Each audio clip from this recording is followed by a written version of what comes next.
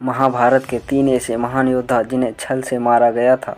यह 3 ऐसे महान योद्धा थे जो श्री कृष्ण के अलावा उसे कोई और नहीं मार सकता था। लेकिन इसका वध कैसे किया गया, आज हम इसी को जानेंगे। लेकिन यदि आप भी इस चैनल पर नए हैं तो हमारे चैनल को सब्सक्राइब करें, पौराणिक कथाओं को, और साथ में बेल आइकन को भी प्रेस कर लें ताकि आपको आने वाले हर एक वीडियो की नोटिफिकेशन सबसे पहले आप तक पहुंचे। कहा जाता है कि घटोत्कच का पुधिम का पुत्र बर्बरीक अपनी घोर तपस्या से 3 ऐसी महाशक्तियां प्राप्त की थी जिससे समस्त संसार को विनाश कर सकता था।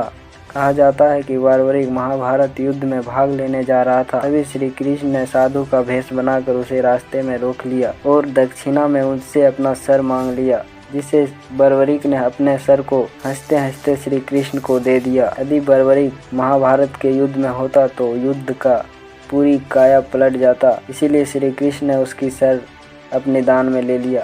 अंग्रेज कर्ण के पास कवच और कुंडल होता तो कहा जाता था कि उसका कवच और कुंडल, ऐसी कोई भी शक्ति नहीं थी जो उसके कवच और कुंडल को तोड़ सके। लेकिन उसका भी कवच और कुंडल इंद्रदेव ने साधु के भेष में उससे दक्षिणे में मांग लिया था, जिसके कारण महाभारत युद्ध में फिर भी उसे परास्त करने वाला कोई नहीं था।